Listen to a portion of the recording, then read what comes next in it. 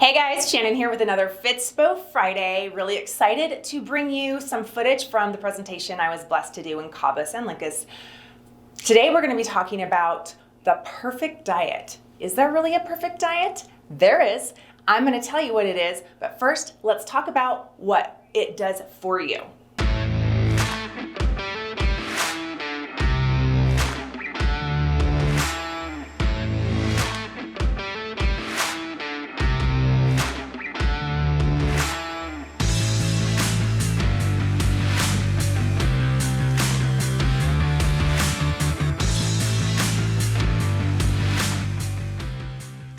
So thanks again, Leanne. Thank you guys for coming at 8 o'clock in the morning. As she said, my husband and I own Coldwell Banker Distinctive Properties. I act as the CFO. I'll let him tell you about that company. And I'm also a certified integrative nutrition health coach. And so what I get to do is work with CEOs, leaders, other high performers, and help save them from self-sabotage in their health and vitality by helping them make their own rules. We are all different, and what works for one doesn't work for everyone else. So we all heard the quote, how you do one thing is how you do anything. And I firmly believe that there's nowhere that is truer than in your health and vitality. And so without further ado, I'm gonna get started. We're gonna talk a lot about nutrition and the perfect diet. What does it look like? There is a perfect diet. I'll get to that in a minute. But you know, it helps with your brain cognition or brain function. It optimizes your brain function, focus, clarity, improves your memory, and helps you learn faster. Your gut health. Has anyone heard about how your gut is your second brain? Like if you ever make a gut decision or you get butterflies, that's your brain and your gut talking to each other. Whoops. 50% of your dopamine in your body and 90% of your serotonin actually resides in your gut. Also, 70 to 80% of your immune system is in your gut. So when your gut is healthy, your body's healthy. Just like happy wife, happy life. Happy gut, happy long life. And it keeps your arteries clean in your heart, which improves your circulation, and therefore you have a lot more energy because your body's getting all the nutrients it needs more efficiently. And then it keeps you healthy on a cellular level because it promotes cellular autophagy, which is literally your cells eating the dead and damaged cells. And so when you're not optimating or at the optimal nutrition and is this louder now? Your cells aren't eating themselves. They're basically taking their cells and breaking them down and using them for used parts. So you can either have a healthy diet and have Ferrari cells, or you can have Oldsmobile cells. So here's some scary facts, and these are global facts. 80% of cardiovascular disease and 33% of cancers are directly linked to diet. 90% of heart attacks and strokes could be prevented through lifestyle and nutrition, which is almost all of them. Alzheimer's also linked to diet, a lot of the degenerative diseases.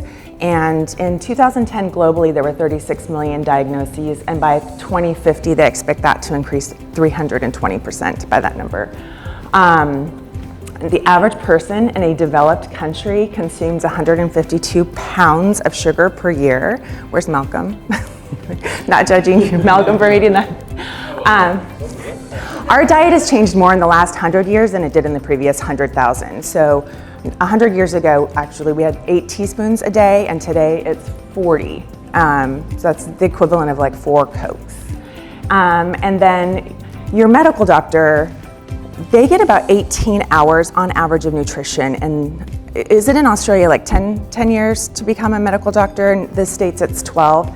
And in that, it's about 18 hours of nutrition. So it's not, healthcare is almost like sick care. So they'll prescribe a medication to treat a symptom, but the root problem is through your nutrition. And so they don't have the time or the proper education to dig deeper and get to the root. So you're just kind of putting, I like to say, a Band-Aid on a bullet wound. You all heard of the Western diet, also called the modern American diet or the standard American diet with appropriate acronyms, MAD and SAD.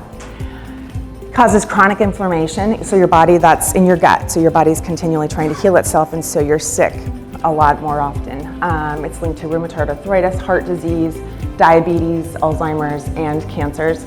And it promotes insulin resistance, and not to be confused with insulin sensitivity, which is a good thing. You want your cells to be sensitive to insulin so you're not overproducing, because that causes inflammation. And that's literally our body, when we're inflamed, we are cooking ourselves from the inside out. And so insulin resistance increases your risk for diabetes, stroke, heart attacks, and cancer. And so the main culprits, sugar. And I say how sugar is an acute toxin because the effects of sugar are gradual. And so often those symptoms don't show up until it's too late. It's kind of like smoking. You don't smoke a cigarette and immediately get lung cancer. And not everybody that smokes will get lung cancer, right? But so should you smoke a little bit? It's kind of the same with sugar. Trans fats, anything that says partially hydrogenated, but it's in pastries, or back there on that table, bread, margarine, cookies, omega-6 oils. They're good in moderation, but 100 years ago, we ate omega-3s and omega-6s on a ratio of 1-to-1. And we all know the benefits of omega-3s, right, with the cold river fish primarily. Today, it's a 25-to-1 ratio, and 66% of our calories come from basically 4 seeds: corn, rice, soy, and wheat. And all these oils, corn, safflower, peanut, vegetable, soybean, they're horrible oils for our health. And then refined carbohydrates and white flour in breads, rolls, crackers, etc. They actually create advanced glycation end products, AGE, which is when fat or protein becomes glycated by exposure to sugar. And so that really does cause our cells we age on a cellular level, and it causes many degenerative diseases. So let's talk about what a perfect diet looks like.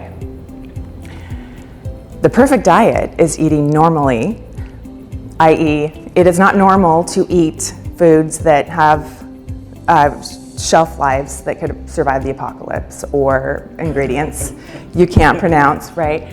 And so the perfect diet can be summed to these 8 words: eat real food, not too much, mostly plants.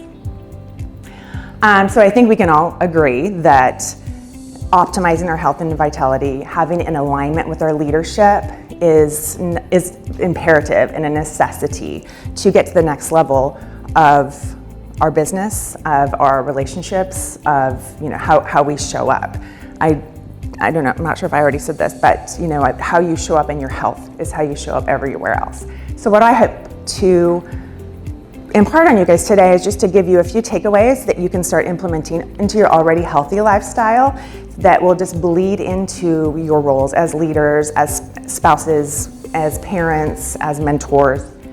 Well, I hope you got something from that, and I hope that now you feel like instead of I want to up-level my health and vitality to I have to up-level my health and vitality, right? So how do you do that? Well, you're in luck. Next week, I'm gonna help you turn your want to into a need to, and I'll show you how.